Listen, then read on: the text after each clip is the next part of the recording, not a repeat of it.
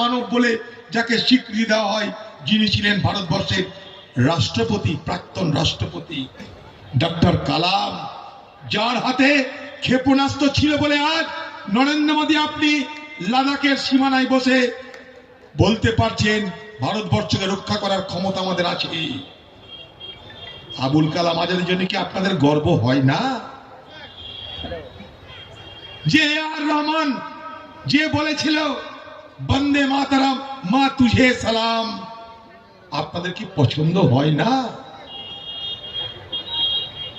আদমজি প্রেমজি প্রযুক্তি জগতের এই যে টেকনোলজি, ইন্টারনেট টেকনোলজি, প্রযুক্তি জগতের একজন কর্ণধার, সে ভারতবর্ষের মানুষ। তার অধীনে লক্ষ লক্ষ বেকার যুবক রুটি রুজি করে খাচ্ছে। পৃথিবী জুড়ে যার নাম, ভারতীয় হিসাবে কি আমাদের গর্ব হয় না? আমাদের কি গর্ব হবে না? সাইনা মির্জা একজন মুসলিম মহিলা, সারা বিশ্বে টেনিস খেলে পুরস্কার জিতছে, ভারতীয় হিসাবে কি আমাদের গর্ব হবে না? আজহারউদ্দিন যখন ব্যাট হাতে আমাদের বিরুদ্ধে খেলনেওয়ালা দেশগুলোর বিরুদ্ধে 100 করছে, সেঞ্চুরি করছে, তখন কি আমাদের হাতে হাততালি দেওয়ার প্রয়োজন হবে না? আমরা কি সেই ভারতবর্ষের কথা বলি? সুরাইয়া দেবী এই যে ফ্ল্যাগ দিচ্ছেন তিরঙ্গা, একজন মুসলমান মহিলা সুরাইয়া দেবী, সে এটা নকশা তৈরি করেছিল। বিজেপি নেতারা জানেন কি? মহাত্মা গান্ধী বলছে ব্রিটিশ তুমি ভারত ছাড়ো, সবাইকে ডাকলো। এই আন্দোলনটার নাম কি দেব? এক একজন এক এক কথা বলছে। একজন বলল মহাত্মাজি আমি একটা নাম ঠিক করেছি, আমার নামটা নেবেন? বলছে বলো। নামটা দিল ভারত ছাড়ো, ইংরেজিতে কুইট ইন্ডিয়া মুভমেন্ট। যে নামটা প্রস্তাব করলো তার নাম মেহের আলী। আমরা কি তার কথা ভুলে যাব? আমরা কি ভুলে যাব মোহাম্মদ রফির গানের কথা? আমরা কি ভুলে যাব শাহরুখ খানের অভিনয়ের কথা? ভারতীয় হিসাবে কি আমাদের সবকিছু থেকে গর্ব হবে না? এ ভারতবর্ষ সকলের। 1857 সাল ব্রিটিশের বিরুদ্ধে প্রথম স্বাধীনতার যুদ্ধ, 35,000 মৌলবি সেই যুদ্ধে শহীদ হয়েছিল, জানেন কি? হযরত মহল বলে একজন মহিলা সেই সিপাহী বিদ্রোহের সিপাহীদের নেতৃত্ব দিয়েছিল, জানেন কি?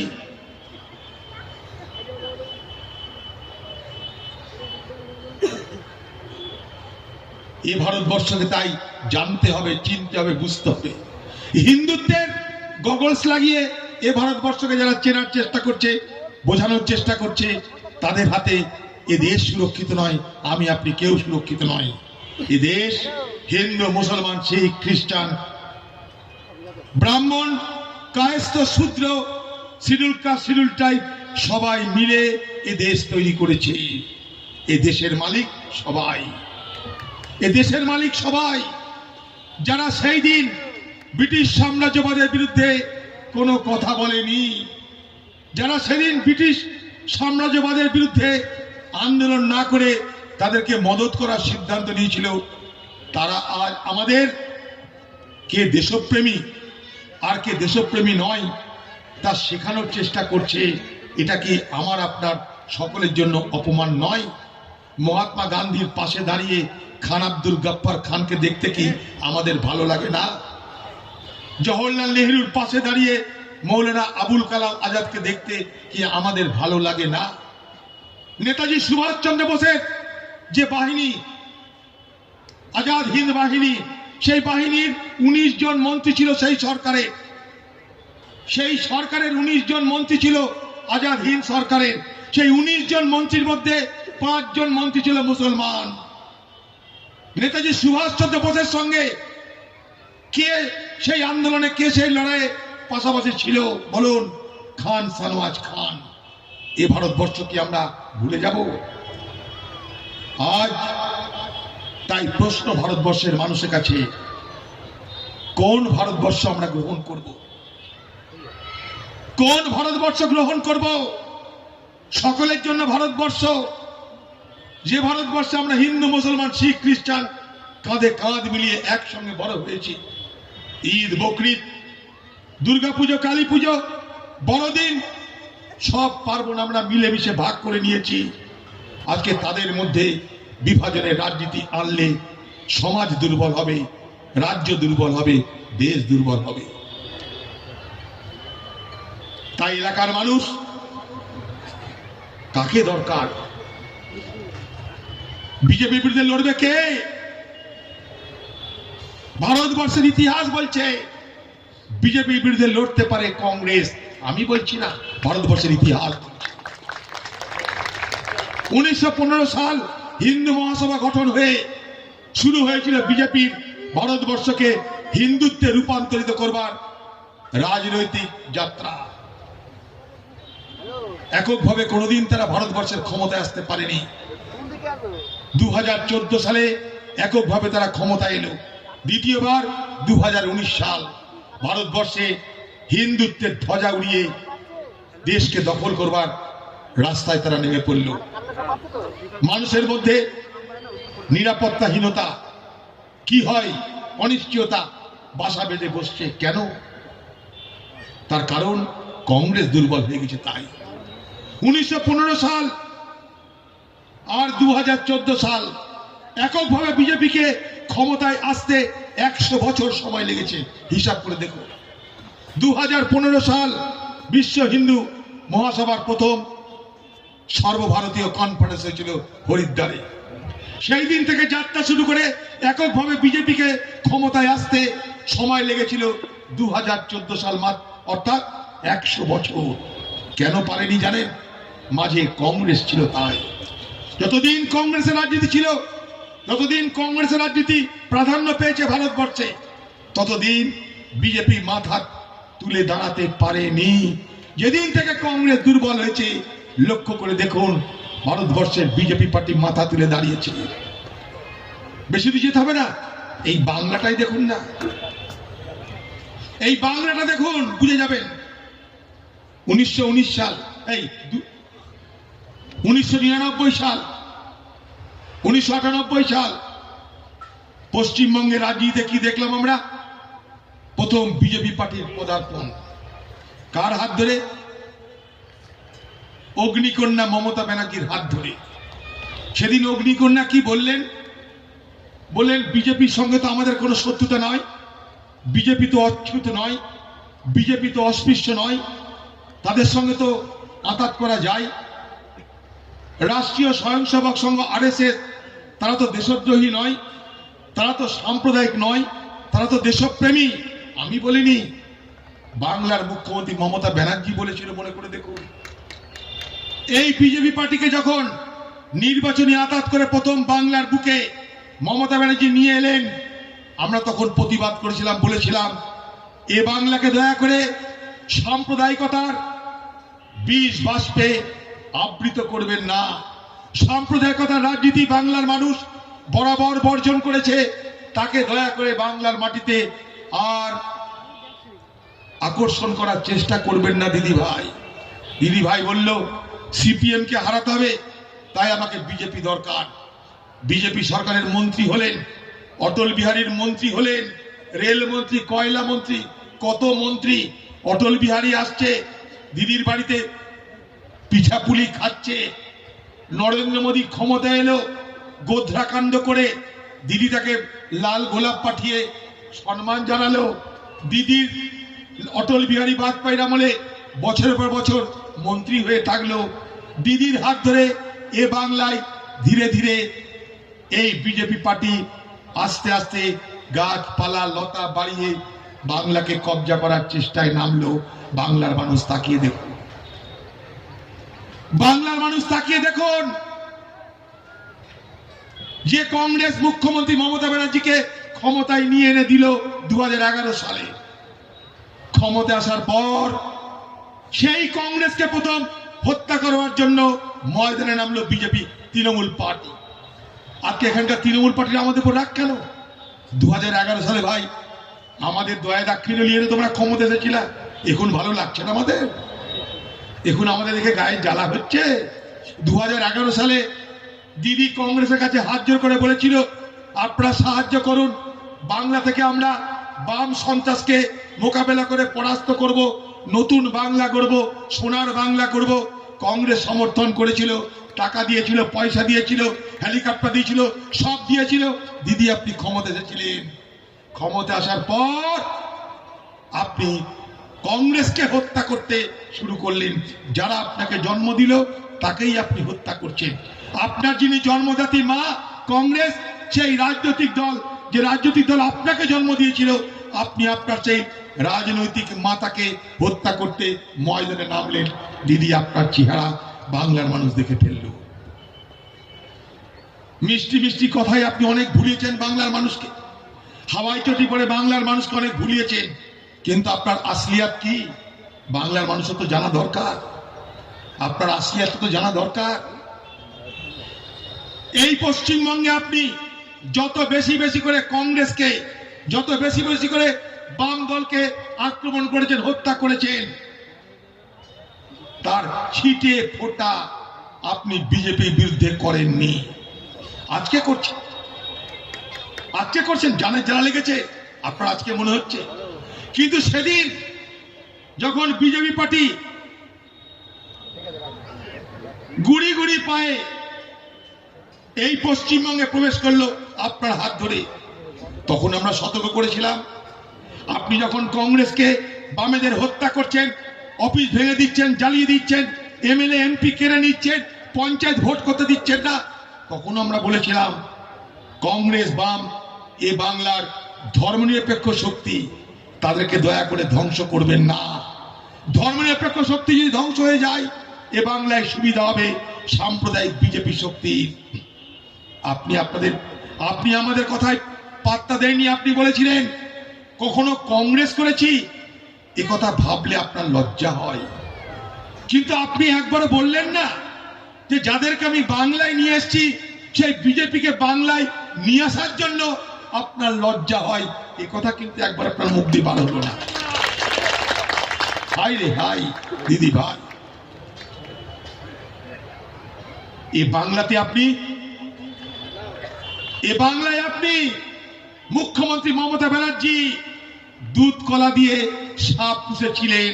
আপনি নিজের অভিজ্ঞতায় আজ বুঝতে পারছেন। যত বেশি বেশি করে আপনি কংগ্রেস আর বামকে দুর্বল করেছেন, তত বেশি বেশি করে এ বাংলায় বিজেপি শক্তিশালী হয়েছে। আপনি বিজেপির বিরুদ্ধে কিচ্ছু করেননি, বিজেপির বিরুদ্ধে কিচ্ছু করেননি। আপনি সাম্প্রদায়িক বিভাজনের রাজনীতি আপনি শুরু করলেন বাংলায়। বিজেপিকে আসার রাস্তা আপনি তৈরি করে দিচ্ছেন। আপনি বললেন না যে বাংলার ইমাম তোমাদেরকে ভাতা দিব। বাংলার মুসলমান আপনার কাছে ভাতা চেয়েছিল, বাংলার ইমাম আপনার কাছে ভাতা চেয়েছিল, বাংলার মুসলমান আপনার কাছে শিক্ষার অধিকার চেয়েছে, স্কুল চেয়েছে, কলেজ চেয়েছে, আলিয়া বিশ্ববিদ্যালয় চেয়েছে। কিন্তু বাংলার মুসলমান কখনো আপনার কাছে ইমাম ভাতা চাইনি। কারণ আমি মনে করি 600 বছর যারা এ ভারতবর্ষকে শাসন করতে পেরেছিল তারা কখনো বাংলার মুখ্যমন্ত্রীর কাছে মিসকিন সেজে ভিক মাংতে যায়নি।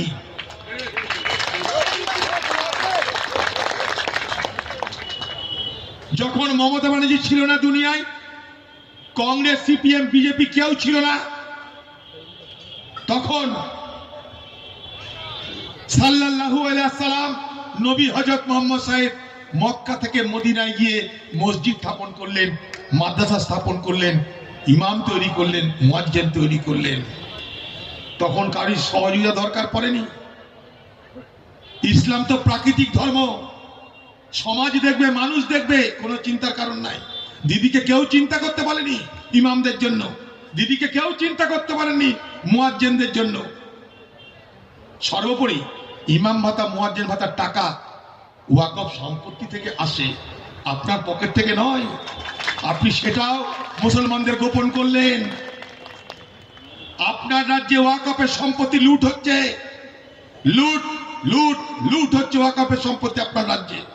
আপনারা কি জানেন ভারতবর্ষে ইউপির পর সব থেকে বেশি ওয়াকফ সম্পত্তি যে রাজ্যে আছে তার নাম পশ্চিমবঙ্গ।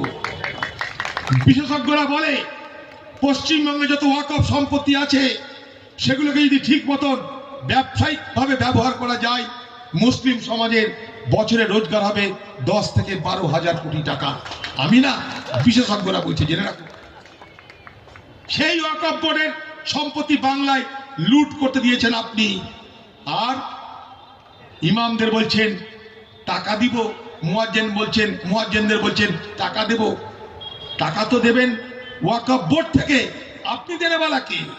ওয়াকফ বোর্ড লুট হচ্ছে আর আপনি বলছেন ইমাম ভাতা দেবেন। সেই বাস স্ট্যান্ডের পকেট মারের মতন অবস্থা। একটা পকেট মার একটা মানুষের টাকা মেরে নিয়ে বেরিয়ে যাচ্ছে। মানুষটা কাঁদছে, ডাক্তার দেখাতে এসছে গ্রাম থেকে শহরে, ডাক্তার দেখানো তো হলোই না, বাড়ি ফেরার টাকাও নাই।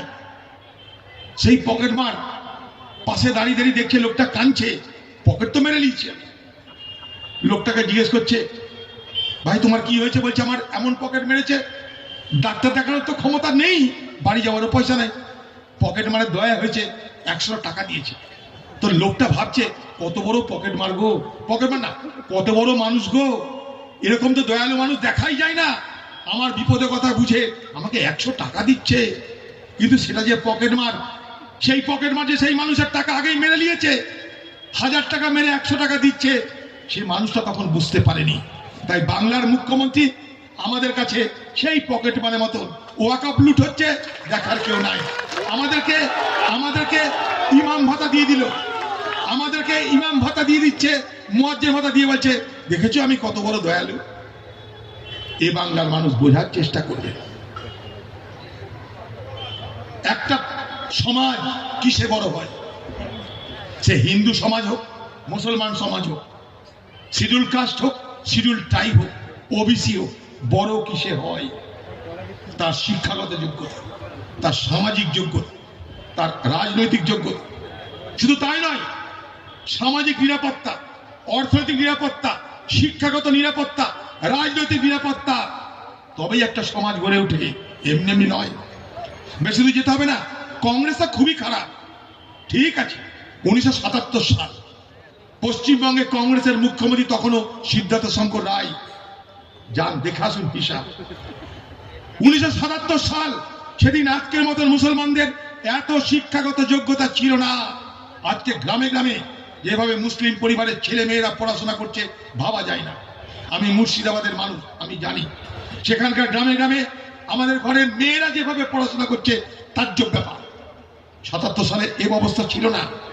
77 সালে আজকের মতন মুসলমানদের শিক্ষাগত যোগ্যতা ছিল না। কিন্তু সেই 77 সালে সিদ্ধার্থ শঙ্কর রায় যখন পশ্চিমবঙ্গের মুখ্যমন্ত্রী, তখন এই বাংলায় যত সরকারি কর্মচারী ছিল তার মধ্যে মুসলমানের স্থান ছিল 9%। জেনে রাখুন, 9%। আর আজ মামাটি মানুষের নেত্রী মমতা বন্দ্যোপাধ্যায়, ইমাম ভাতা দেনেওয়ালা মমতা বন্দ্যোপাধ্যায়, মুয়াজ্জিন ভাতা দেনেওয়ালা মমতা বন্দ্যোপাধ্যায়, তার সরকারের আমলে পশ্চিমবঙ্গের সরকারি দপ্তরে মুসলমানদের সংখ্যা কত? 1.45%। কোথায় আছেন? 9% ছিল কংগ্রেসের আমলে, এখন 1.45%, 1.5% নয়। মুসলমানদের কি শিক্ষাগত যোগ্যতা বাড়েনি? মুসলমানদের পড়াশোনার ক্ষমতা বাড়েনি? কই, তার তো প্রতিফলন চাকরিতে দেখা যাচ্ছে না, সরকারি দপ্তরে দেখা যাচ্ছে না, স্কুলের টিচারদের তার প্রতিফলন ঘটছে না। কেন? যত প্রাথমিক শিক্ষক পশ্চিমবঙ্গে মুসলমানদের সংখ্যা 1.65%। কেন কেন কেন দিদি ভাই? আপনি তাদের সেই নিরাপত্তা দেন? সেই নিরাপত্তা কেন দিচ্ছেন না? ইমাম ভাতা, মুয়াজ্জিন ভাতা আপনি দিলেন, আপনার সরকারি দপ্তরে তাদের কোনো সুযোগ দিলেন না। পরিসংখ্যান সে কথা বলছে, আর আপনি বলছেন ইমাম ভাতা দেব। আপনি বলছেন মহরমের বাজনা বাজবে, হিন্দুদের দুর্গাপুজো ভাসান বন্ধ হয়ে যাবে। কোন মুসলমান কিন্তু বলেনি আপনাকে যে মহরমের বাজনা বাজাবো আমরা, হিন্দুদের প্রতিমা বিসর্জন বন্ধ করে দাও, কোন মুসলমান বলেনি। আপনি খামোকা বিভেদ তৈরি করেছেন। আপনি বিজেপিকে বলার সুযোগ দিয়েছেন যে দেখো হিন্দু ভাইরা, দিদি প্রতিমা বিসর্জন দিতে দিচ্ছে না মহরমের জন্য, কোন দিকে যাবা দেখো। আপনি সমস্যা তৈরি করেছেন মুসলমানদের জন্য, আপনি বিপদ ডেকে এনেছেন, আপনি দায়ী। যখন আপনি দেখলেন যে হিন্দুরা বিগড়ে যাচ্ছে, লোকসভার ভোটে 18টা আসন বিজেপি পেয়ে গেল, তখন আপনি পাল্টি খেতে আরম্ভ করেছেন। এখন আপনি আর মুসলমানদের কথা বলছেন না বেশি, এখন আপনি কি বলছেন? আমি পুরোহিত ভাতা দিব, আমি দীঘার পাশে পুরীর মতন মন্দির বানাবো, আমি দুর্গাপুজোতে 50,000 টাকা করে চাঁদা দিব। কিসের জন্য? হিন্দুদের ভোলানোর জন্য, তাই তো? মুসলমানদের খাতির করতে গিয়ে হিন্দু বিগড়েছে, এবার হিন্দুদের খাতির করে হিন্দু ঠিক করব। বিজেপির থেকে মমতা বড় হিন্দু প্রমাণ করার জন্য 50,000 টাকা দুর্গাপুজোর চাঁদা। বলুন, 50,000 টাকা দুর্গাপুজোর চাঁদা। হিন্দুরা সারা জীবন দুর্গাপুজো করে, মমতার চাঁদা তো কোনো দরকার পড়েনি, খামোখা তৈরি করা হচ্ছে। দেখো হিন্দু, আমি কত বড় হিন্দু প্রেমী, দুর্গাপুজোয় 50,000 টাকা চাঁদা দিলাম। যদি আমি বলি পশ্চিমবঙ্গের মানুষের কাছে কি দুর্গাপুজোই একটা পুজো? কালী পুজো আছে, সরস্বতী পুজো আছে। বাঙালিদের, হিন্দুদের, এই পশ্চিমবঙ্গের মানুষের 12 মাসে 13 পর্বণ। এখানে তো বকরিদও ছিল, এখানে তো ঈদও ছিল। বকরিদে তো মানুষের টাকার দরকার হয়। করোনার সময় রোজগার নাই, রুটি নাই, বাইরে থেকে পরিযায়ী শ্রমিকরা ফিরে আসবার জন্য সবকিছু বেচে কিনে দিয়েছে। তারা বকরিদ করবে কি করে? তাদের কিছু সাহায্য করা দরকার। কই আপনার তো মনে হলো না? আপনার তো মনে হলো না লকডাউনের পরে ঈদে মানুষের খরচা কি করে হবে? তাদেরকে কিছু টাকা দেওয়া দরকার, তা তো মনে পড়লো না। কেন মনে পড়লো না? আপনার হিন্দু ভোটে এখন ভাগ বসাতে হবে। হিন্দু ভোটে বিজেপি ভাগ মেরে দিয়েছে, সেই ভাগ কেড়ে নিয়ে আমাকে পিঠা ভাগ করতে হবে। তাই এবার হিন্দু ভোটে হাত মারো। আপনি বললেন যে করোনার সময়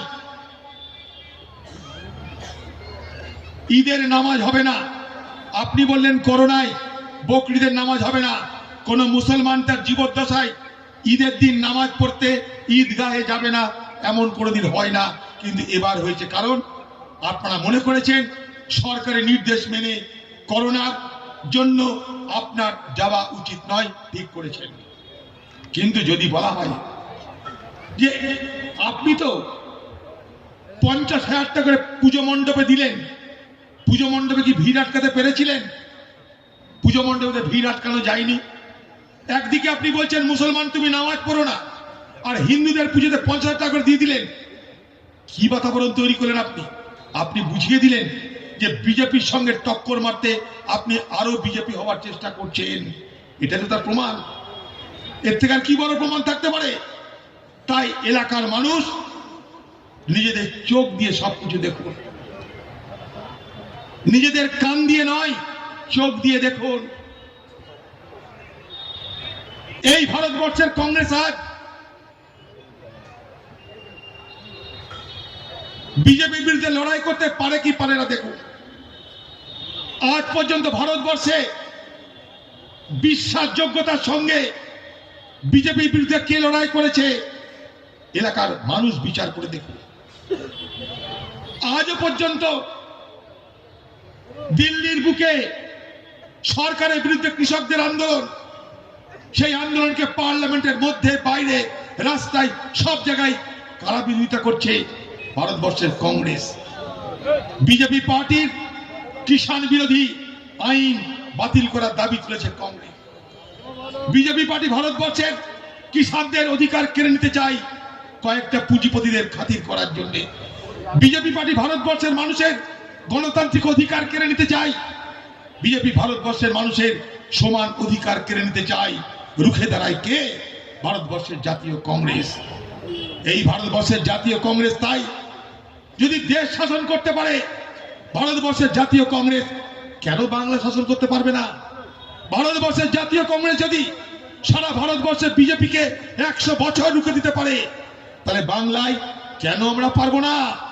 তাই এলাকার মানুষ ভরসা রাখবেন আমাদের উপরে, আমাদের উপরে ভরসা রাখবেন। বিজেপির সঙ্গে আমাদের লড়াই আদর্শগত লড়াই, নৈতিকতার লড়াই। এই লড়াই আমরা যুগ যুগ ধরে করছি। বিজেপির সঙ্গে মমতা ব্যানার্জির নাটকের লড়াই, বিজেপির সঙ্গে মমতা ব্যানার্জির আপনাদেরকে খুশি করার লড়াই, বিজেপির সঙ্গে মমতা ব্যানার্জির কৃত্রিম লড়াই। ভুলে যাবেন না, এই মমতা ব্যানার্জির হাত ধরেই এই বাংলায় বিজেপির অনুপ্রবেশ ঘটেছিল। আজ বিজেপি হিন্দুদেরকে ভর খাচ্ছে, কি এনআরসি নিয়ে আসবো, হিন্দুদেরকে এনআরসি এনে দেওয়ার কথা বলে তাদেরকে বোঝাচ্ছে, দেখো পশ্চিমবঙ্গ থেকে, ভারতবর্ষ থেকে মুসলমানদের বিরুদ্ধে যদি কেউ সঠিকভাবে কোনো দৃঢ় পদক্ষেপ নিতে পারে, তার নাম বিজেপি পার্টি। আমি হিন্দু ভাইদের বলবো, হিন্দু ভাইরা বিজেপি পার্টির চক্করে পড়ো না, আসামে গিয়ে দেখে এসো। এনআরসি 1951 সাল থেকে আমাদের দেশের একটা মাত্র রাজ্যে চালু হয়েছিল, তার নাম আসাম। কারণটা ছিল সম্পূর্ণ ভিন্ন, কারণটা ধর্মীয় নয়, কারণটা কোন দেশের আসামের কত লোক ও আসামিয়া কত লোক সেইটা দেখার জন্য। বিজেপি পার্টি সেটাকে রং মাখিয়ে হিন্দু মুসলমান করলো, হিন্দু ভাইদেরকে বোঝালো, হিন্দু ভাইদেরকে বোঝালো, অমিত শাহ বোঝালো যে বাংলাদেশ থেকে যারা এসেছে তারা অনুপ্রবেশকারী ঘুষপেটিয়া, তারা আমাদেরকে শেষ করে দিচ্ছে, তারা উই পোকা, তাদেরকে মারতে হবে, তাড়াতে হবে। তাই এনআরসি আনবো, হিন্দু আমাদের পক্ষে থাকো। আসামের হিন্দুরা ভোট দিল, এনআরসি বার হলো। এনআরসি যখন বার হলো, কি দেখলাম? 19 লক্ষ লোকের নাম পাওয়া গেল বহিরাগত, তাদের মধ্যে 14 লক্ষ হিন্দু। হিন্দু ভাইরা বোকামি করবেন না। নাগরিক আইন নিয়ে বিজেপির রাজনীতিতে বিভ্রান্ত হবেন না। নাগরিক আইন ভারতবর্ষে প্রয়োগ হবে না। ভারতবর্ষের কোন নাগরিক, যারা প্রকৃত নাগরিক, তাদেরকে কেউ অনাগরিক করতে পারবে না। আপনার নাগরিক অধিকার আপনাকে কংগ্রেস দেয়নি, বিজেপি দেয়নি, কেউ দেয়নি। আপনার নাগরিক অধিকার দিয়েছে আপনাকে ভারতবর্ষের সংবিধান। 1950 সালের 26 জানুয়ারি থেকে যারা ভারতবর্ষে, তারাই ভারতবর্ষের নাগরিক। ভারতবর্ষের সংবিধান আপনাকে অধিকার দিয়েছে, সে অধিকার বিজেপির বাপেরও কেড়ে নেওয়ার ক্ষমতা নাই। এটা যেটা দেখতে পাচ্ছেন, হিন্দু ভোটকে ভরকানোর জন্য, বিভাজনের রাজনীতি করার জন্য। তাই বিভ্রান্ত হবেন না বাংলার মানুষ, বিভ্রান্ত হবেন না হিন্দু মানুষেরা, বিভ্রান্ত হবেন না বা মুসলমান সম্প্রদায়ের মানুষ। বিজেপি পার্টি ভারতবর্ষকে ভোটের জন্য বিভাজিত করতে চাইছে, কারণ ওরা জানে মানুষকে বলার মতন কিছু নেই। আজকে 7 বছর ক্ষমতায় এসেছে বিজেপি পার্টি। বলুন ভারতবর্ষের মানুষ আপনার জীবনের কোন মৌলিক পরিবর্তন করেছে?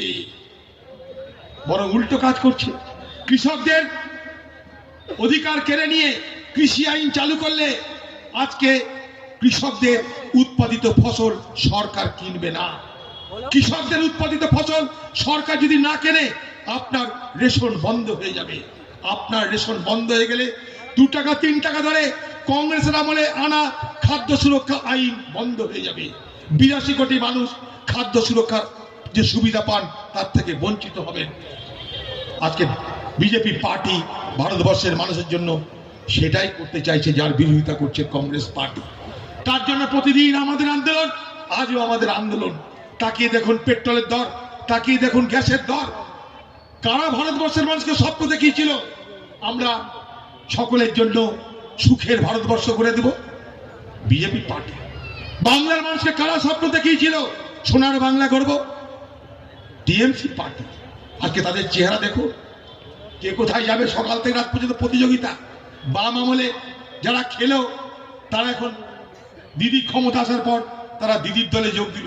দেখুন সিপিএম আমলের মস্তান, তারাই কিন্তু টিএমসি আমলের মস্তান। যারা টিএমসি আমলের মস্তান, তারা এবার বিজেপির আমলের মস্তান হতে চলেছে। দেখুন বাম ছিল, লাল চোরের দল ছিল, লাল চোরের দল দিদির দলে গিয়ে নীল চোর হয়ে গেল। এবার নীল চোরের দল বিজেপি দলে গিয়ে গেরুয়া চোর হতে চাইছে। তাহলে লাল চোর থেকে নীল চোর, নীল চোর থেকে গেরুয়া চোর। বাকি কিছু দেখছেন? ভদ্রলোকদের যাতায়াত আছে না? যারা যাচ্ছে হয় নারদার টাকা চুরি করে খেয়েছে, না হয় সারদার টাকা চুরি করে খেয়েছে। চোরের ধর্ম পরিবর্তন হচ্ছে বাংলায়। চোরের এখন রাজনৈতিক ধর্ম পরিবর্তন হচ্ছে। দিদির দল ছেড়ে তারা বিজেপিতে যাচ্ছে। বাকি কিছু হচ্ছে না, বাকি কিছু হচ্ছে না। মেরে খাবার ব্যবস্থা দিদি করে দিয়েছিল, তাই কংগ্রেস ভেঙে গিয়েছিল। বিজেপি এখন মেরে খাওয়ার ব্যবস্থা করার গ্যারান্টি দিচ্ছে, তাই দিদির দল ভাঙছে। বাকি কিছু হচ্ছে না। তাই এলাকার মানুষ সকাল থেকে রাত পর্যন্ত আমার আপনার বেকারত্ব ঘুষবে কি করে তার কোনো গল্প নেই। সারা ভারতবর্ষে সব থেকে বেশি বেকার পশ্চিমবঙ্গে, লক্ষ লক্ষ পরিযায়ী শ্রমিক। তাই বাইরে যেতে হয় রুটি রুজির জন্য। লকডাউন হয়, দেখার কেউ থাকে না, ফিরে আসতে হয়। দিদি বলে আমি গ্রহণ করব না। করোনা এক্সপ্রেসে যারা চেপে আসবে বাংলায় তাদেরকে আমি নিব না। আমি না, বাংলার মুখ্যমন্ত্রীর ঘোষণা, মনে করে দেখুন। তাই মানুষের চাকরি কি হবে, শিল্প কি হবে, রুটি কি হবে, রুজি কি হবে, তা নিয়ে সকাল থেকে রাত পর্যন্ত কোনো আলোচনা আছে না। আপনার স্বাস্থ্য, আপনার শিক্ষা কি হবে, কোনো আলোচনা নাই। ভোট এসে গেছে, এখন বলছে আপনাকে 5 লাখ টাকার স্বাস্থ্য সাথী প্রকল্প দেবে। এত টাকা কোথায় দিদি আপনার জানতাম না তো। আপনি যে কদিন আগে বলছেন আমাকে টাকা দেয় না কেন্দ্র, তাই আমি কিছু করতে পারি না। আমি তো মুসলমানদের জন্য 100% কাজ করেই দিয়েছি, আরো করতাম, 100 জায়গায় 200 করতাম, কিন্তু কেন্দ্র তো টাকা দেয় না। টাকা দেন তাহলে পেলেন কোথায় এত টাকা আপনি যে 5 লাখ করে সবাইকে স্বাস্থ্যের পরিষেবা দেবেন? কিছুই না। ভোট চলে এসছে, ভোট এসে গেলে এখন সব পাওয়া যায়, এখন সব পাওয়া যায়। এক নবাবকে এক গায়ক গান শোনাতে গেছে, নবাব খুশি হচ্ছে, আর গায়ককে বলছে তোমার কি, তোমার যা যা দরকার আমি দেবো, তুমি গান শোনাও। গায়ক তাকে গান শোনাচ্ছে, সে বলছে তোমাকে, তোমার গানে খুশি হয়ে তোমাকে আমি 500 বিঘা জমি দিলাম। গায়ক বাড়ি এসে বউকে বলছে বউ 500 বিঘা জমি পেলাম গান গেয়ে। বউ এর তো খুশিতে ডগমগ করছে। বউ বলছে আবার তুমি যাও, বড় মাছের মাথা খাইয়ে স্বামীকে পাঠাচ্ছে, আবার ভালো করে গান গিয়েছো। আবার গায়ক গান গাইতে গেছে, গান তো ভালো গেয়েছে, নবাবও খুশি হয়েছে, খুশি হয়ে বলছে তোমাকে আমি 500 ভরি সোনা দিলাম। বউকে এসে বউ আর 500 ভরি সোনা মেরে নিয়ে চলে এলাম গান গিয়ে। বউ এবার পরের দিন আবার যাও, মাছের মাথাও দিয়েছে, মাছের লেজাও দিয়েছে, ভালো করে গান গিয়েছে। আবার তার গায়ক ভালো করে গান গিয়েছে, তখন নবাব বলছে তোমাকে আমি অট্টালিকার অর্ধেকটা দিয়ে দিলাম। অবাক, অট্টালিকার অর্ধেক, 500 বিঘা জমি, 500 ভরি সোনা। বাড়িতে এসে বউকে বলছে আর আমাদের কোনো চিন্তা নাই। বউ তখন বলছে সবই ঠিক আছে, একবার নগদে কিছু নিয়ে এসো। তখন সুরকার গেছে, গায়ক গেছে নবাবের কাছে, বলছে সবই করেছেন, নগদে কিছু দেন আমাকে। তখন নবাব বলছে যে ইসমে লেনে দেনে কা ক্যা হ্যায়, এখানে লেওয়া দেওয়ার কি আছে? তুমি গান গেয়েছো, আমার কান খুশি হয়েছে, আমি কথা বলেছি, তোমার কান খুশি হয়ে গেছে। मैं तुम्हारा कान को खुश कर दिया, तुम मेरा कान खुश कर दिया। এখানে লেনা দেনার কি আছে ভাই? তো দিদির সঙ্গে বাংলার মানুষের আগামী দিনে বলবে দিদি লেনা দেনার কি আছে, তোমাদের তো সবই করে দিয়েছি, কাগজে কলমে সবই করে দিয়েছি, আর লেনা দেওয়ার তো কোনো গল্প নেই। তাই এলাকার মানুষ বিভ্রান্ত হবেন না। আমরা আপনাদের সঙ্গে ছিলাম, আছি, থাকবো। আমাদের